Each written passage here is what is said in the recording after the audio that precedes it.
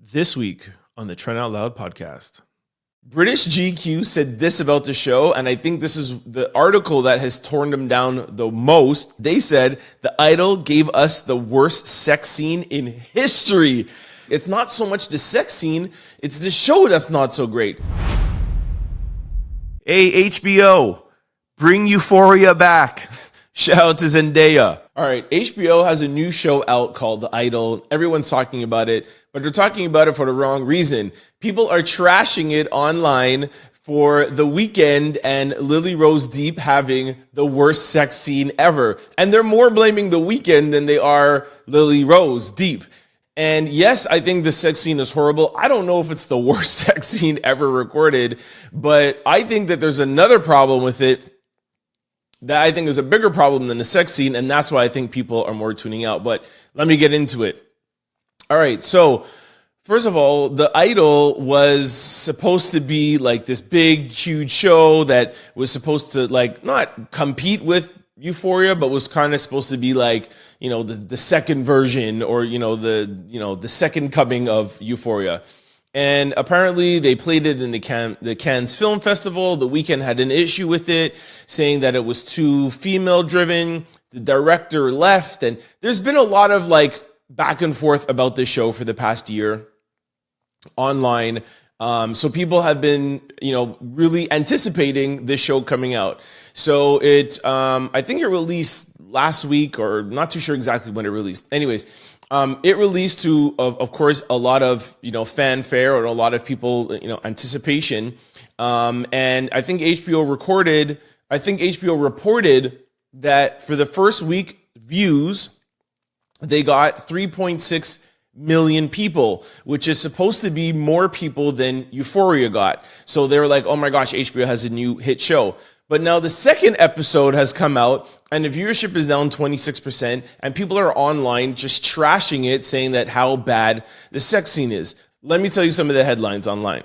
If you literally just Google The Idol, this will come up. The Weeknd opens up about his controversial sex scene in The Idol. The funniest reaction memes to The Idol's cringy sex scenes. The Weeknd defends douchebag character sex scene in The Idol. British GQ said this about the show, and I think this is the article that has torn them down the most. They said, The Idol gave us the worst sex scene in history.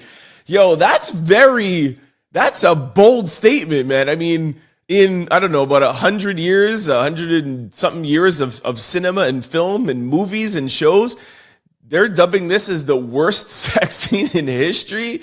Yo, that is horrible, man. Then there's another headline. Everything the Idol cast has said about the backlash from the controversial sex scene. The Idol's graphic sex scene has a lot of people with a lot of thoughts.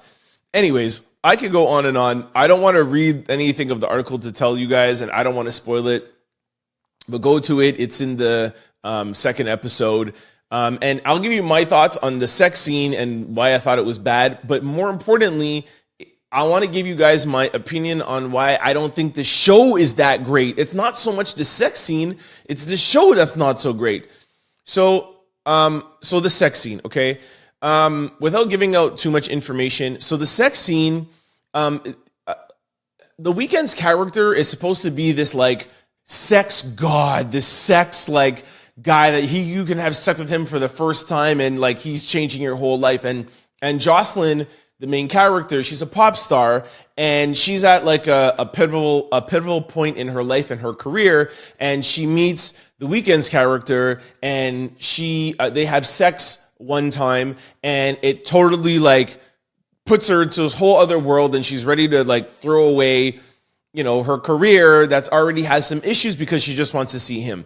And that alone itself is the problem, and I'll get to that at the end of the podcast.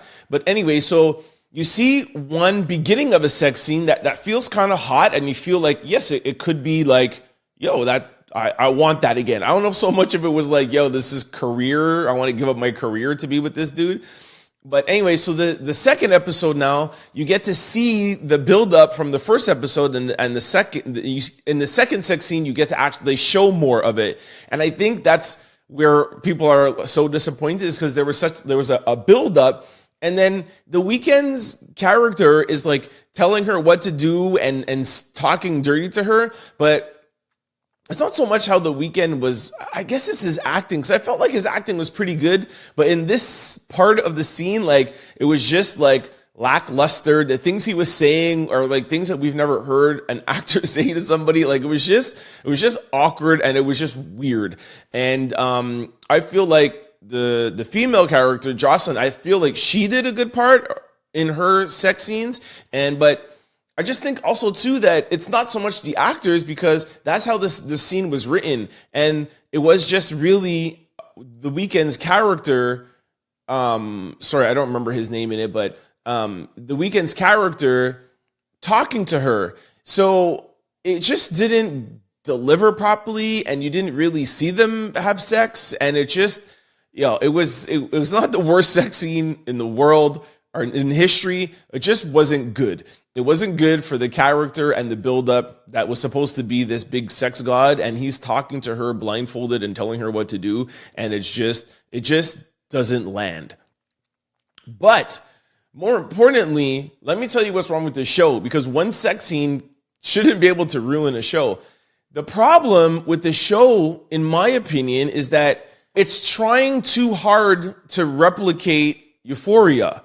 And Euphoria is just, why Euphoria is so amazing is that I don't think, like, you knew it was going to be that amazing, right? It's Zendaya, breakout, the story, the role, the characters, just everything just lands, like it just came together. And that's great shows. You can feel like they weren't trying to be another show, right? Like Breaking Bad or The Sopranos, or like groundbreaking shows are very original, right? Like Handmaid's Tales. Like, you've never seen a show like that before, right? So right off on the bat, you start the show and it's The Idol, and right underneath it says the creators of Euphoria. So you're automatically going in thinking that it's going to be Euphoria, and you're never going to be able to replicate that. Anyways, and then of course, the lead character is a female, and she's young and she's troubled. Like, it's already Zendaya's character, but she's a pop star.